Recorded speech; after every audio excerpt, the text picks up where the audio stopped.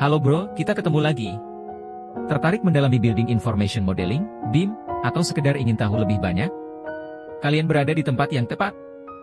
BIM adalah sistem yang mengintegrasikan berbagai disiplin ilmu untuk menghasilkan desain komprehensif dari perencanaan hingga pasca konstruksi. Meski kompleks, kami di sini untuk membantu kalian memahaminya.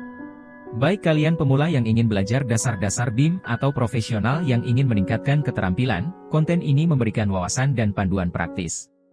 Yuk, mulai petualangan kita dalam dunia BIM dan lihat bagaimana kalian bisa menjadi bagian dari revolusi ini. Jadi, jika kalian tidak terlibat dalam industri konstruksi atau tidak ingin pusing, mungkin sebaiknya lewati video ini. Hehe, pembahasan ini sangat penting, terutama bagi mereka yang bekerja di dunia konstruksi, khususnya proyek-proyek pemerintah. Saat ini, BIM sudah menjadi persyaratan wajib dari awal proyek untuk mengikuti lelang. Setelah baca materi ini, diharapkan kalian tahu apa yang perlu dilakuin dan disiapin. Penguasaan perangkat lunak bervariasi sesuai dengan posisi yang kalian inginkan dalam BIM. Misal, untuk masuk ke BIM 1D, menguasai program pengolah kata, spreadsheet, dan memahami program scheduling seperti Microsoft Project sudah lebih dari cukup. Kalau masuk di posisi BIM 2D, penguasaan program buat menggambar seperti AutoCAD dan sejenisnya harus oke. Lanjut masuk ke BIM 3D, harus menguasai program 3D modeling yang kompatibel dengan sistem BIM. Demikian seterusnya untuk level berikutnya, oke? Masih ingin lanjut atau mau skip? Hihi. Building Information Modeling, BIM, adalah metode inovatif yang menggabungkan teknologi dan kolaborasi lintas disiplin untuk merancang, membangun, dan mengelola bangunan dengan lebih efisien. Dengan BIM, semua informasi proyek disimpan dalam model digital 3D yang dinamis dan terus diperbarui. Kenapa BIM menarik? 1. Visualisasi 3D, BIM memungkinkan desainer dan klien untuk melihat bangunan dalam bentuk 3D sebelum dibangun, membantu dalam memahami desain dan membuat perubahan yang diperlukan lebih awal. 2. Kolaborasi efektif. Semua tim, mulai dari arsitek, ahli struktur, MEP, kontraktor, dan pengelola proyek dapat bekerja pada satu model yang sama, mengurangi kesalahan dan konflik.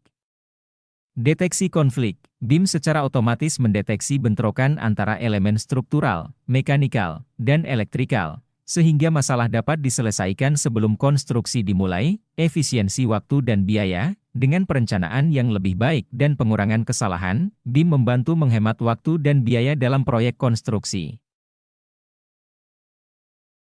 5. Manajemen fasilitas. Setelah bangunan selesai, model BIM digunakan untuk pemeliharaan dan operasi bangunan, memberikan data yang akurat dan terkini tentang semua elemen bangunan. Pelaku kegiatan BIM. 1. Arsitek, mengembangkan desain dan mengintegrasikan ke dalam model BIM. 2. Insinyur sipil dan struktural, merancang elemen struktural dengan BIM. 3. Insinyur MEP, mengatur sistem mekanikal, elektrikal, dan plumbing dalam model. 4. Kontraktor dan subkontraktor, menggunakan BIM untuk perencanaan dan pengelolaan konstruksi. 5. Building fabrikator biasanya tidak terlibat langsung. Namun demikian, ketika diperlukan, fabrikator mungkin terlibat dalam proses kolaborasi atau dalam tahap-tahap tertentu proyek untuk menyediakan informasi spesifik tentang material atau komponen bangunan yang akan difabrikasi. 6. Manajer proyek, biasanya mewakili pemilik proyek, bertanggung jawab atas pengelolaan keseluruhan proyek dari awal hingga akhir. 7. Pemilik proyek, menggunakan BIM untuk pengambilan keputusan dan pemantauan.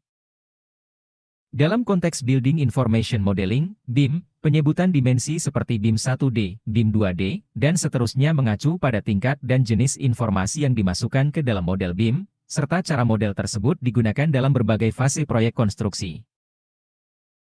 BIM 1D, dimensi linear, fokus pada informasi dasar dan perencanaan awal proyek, mencakup data non-grafis, seperti kebutuhan proyek, deskripsi ruang, dan spesifikasi awal. Informasi ini digunakan untuk memahami ruang lingkup proyek dan kebutuhan dasar sebelum masuk ke tahap desain visual.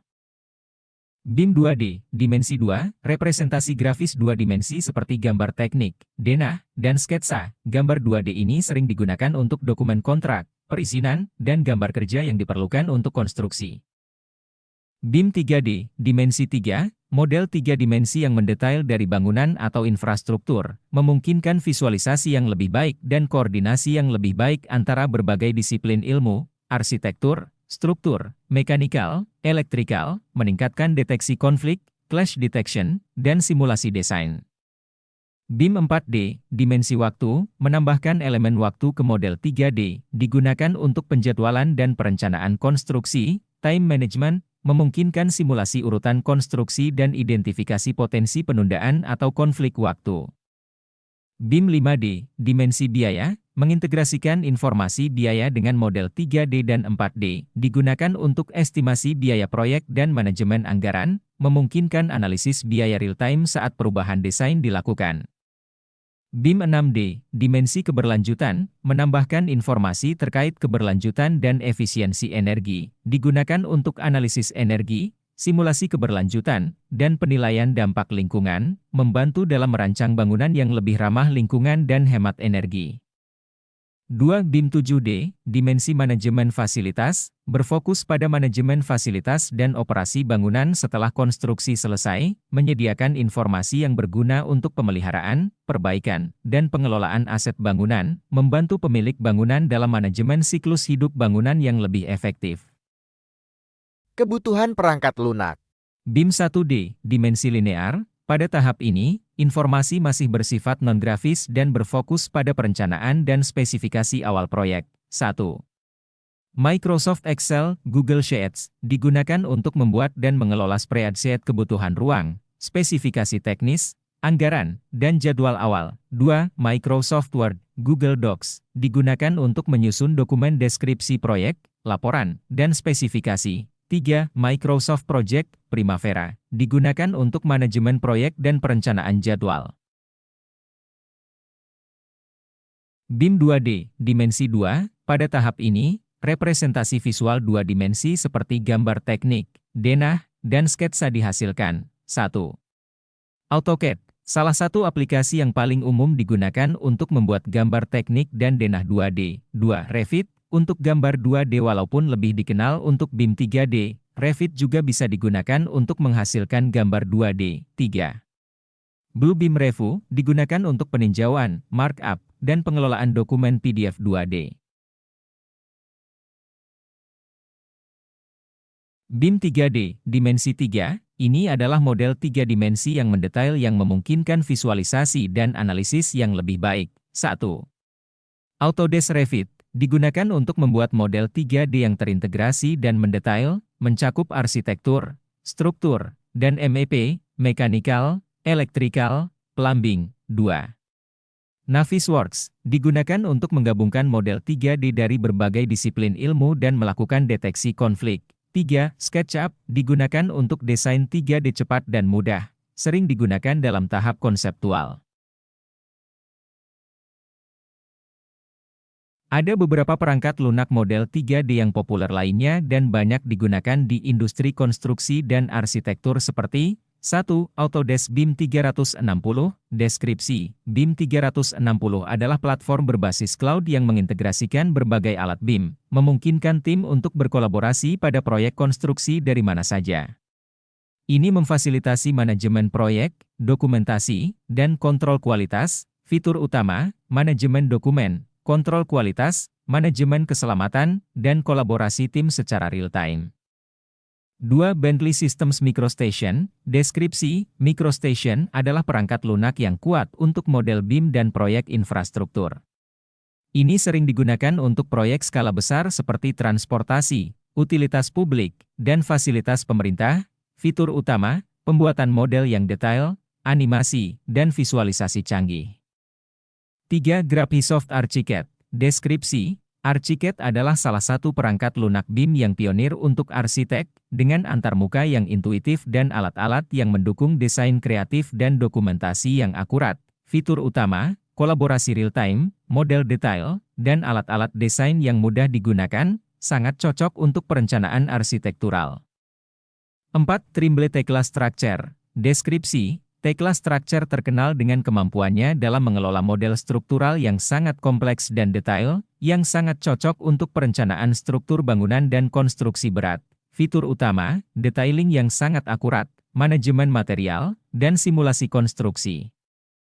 6. Nemetz Check Allplan, deskripsi. Allplan adalah solusi BIM yang menyediakan alat-alat untuk arsitektur dan rekayasa, dengan kemampuan kuat dalam detailing dan visualisasi. Fitur utama, alat rekayasa struktural yang kuat dan integrasi dengan berbagai solusi software lain untuk analisis lebih lanjut. Catatan tambahan, SketchUp adalah program populer untuk pemodelan 3D yang dapat digunakan untuk BIM, meskipun tidak seefisien atau sekomprehensif perangkat lunak BIM khusus. Penggunaannya untuk BIM memerlukan beberapa plugin penting seperti Sapphire untuk analisis energi dan performa bangunan, Profile Builder untuk pemodelan parametrik, Sculpt untuk pembuatan detail dan potongan model, Estimator atau Quantifier Pro untuk estimasi biaya dan kebutuhan material. Pemilihan perangkat lunak BIM 3D tergantung pada kebutuhan spesifik proyek, anggaran, serta preferensi dan keahlian tim. Kesemua perangkat lunak ini memungkinkan pengguna untuk menciptakan, memanipulasi, dan mengelola informasi bangunan dalam model 3D, yang sangat memperkaya proses desain dan konstruksi. BIM 4D, dimensi waktu, menggabungkan elemen waktu dengan model 3D untuk perencanaan dan penjadwalan konstruksi. 1. Sinkro, digunakan untuk mengintegrasikan penjadwalan proyek, 4D, dengan model 3D. 2. Navisworks, Simulate, selain untuk deteksi konflik, Navisworks juga mendukung simulasi 4D untuk mengatur urutan konstruksi. BIM 5D, dimensi biaya, integrasi informasi biaya dengan model 3D dan 4D. 1. Vico Office, platform yang memungkinkan estimasi biaya 5D terintegrasi dengan model BIM. 2. Autodesk Navisworks, digunakan untuk menggabungkan biaya dengan model 4D dan 3D. 3. COSEX, aplikasi untuk penghitungan kuantitas dan estimasi biaya yang terintegrasi dengan model 3D.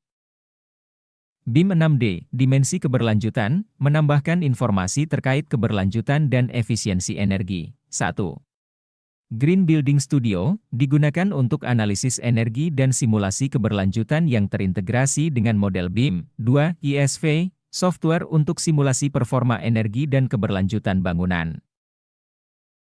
BIM 7D, dimensi manajemen fasilitas, berfokus pada manajemen fasilitas dan operasi bangunan setelah konstruksi selesai. 1. Archibus, platform untuk manajemen fasilitas yang terintegrasi dengan data BIM. 2. FM, aplikasi untuk manajemen fasilitas yang menggunakan data dari model BIM. 3. Maximo, sistem manajemen aset yang dapat diintegrasikan dengan informasi BIM untuk manajemen operasional. Mengingat durasi, biar kalian gak terlalu pusing, kita akhiri dulu ya sesi 1 ini. Rincian lingkup pekerjaan dan peran AI dalam BIM akan kita pelajari bareng-bareng dalam sesi berikutnya. Mudah-mudahan bermanfaat bagi yang berkeinginan dan berkecimpung di dunia BIM. Demikian bro, terima kasih sudah nonton sampai akhir. Jangan lupa subscribe, komen, kritik dan saran agar akun ini bisa berkembang. See you next video.